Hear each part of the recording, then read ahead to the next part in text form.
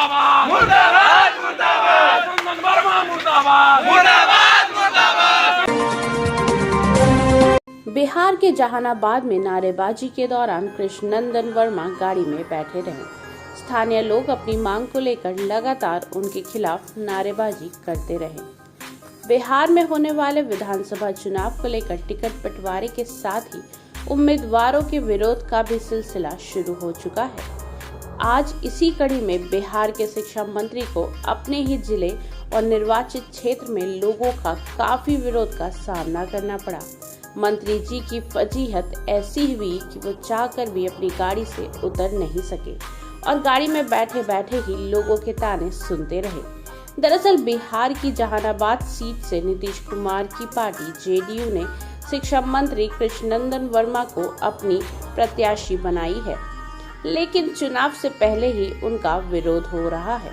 जब कृष्णनंदन नगर क्षेत्र के एरोड्रम इलाके में पहुंचे तो वहां लोगों ने उनका विरोध किया और जमकर नारेबाजी की। 5 साल पहले घोसी में हम भी मांग रखे थे, कुछ नहीं हुआ है। अरे हम लिखित में दे रहे हैं, हम यहाँ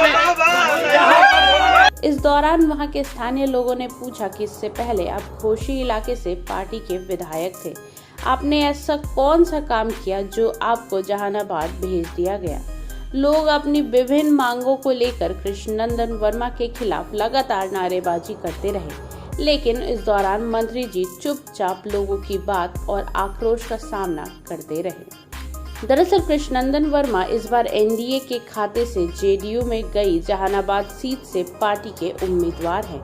इससे पहले वो जहानाबाद जिला के ही घोसी विधानसभा क्षेत्र से विधायक थे और बिहार सरकार में मंत्री थे, लेकिन इस बार जहानाबाद से कृष्णनंदन वर्मा की राह फिलहाल आसान होती नहीं दिख रही है। बिहार के जहानाबाद में पहले चरण में ही चुनाव होना है, तो अब देखना होगा इस चुनाव का नतीजा क्या आता है।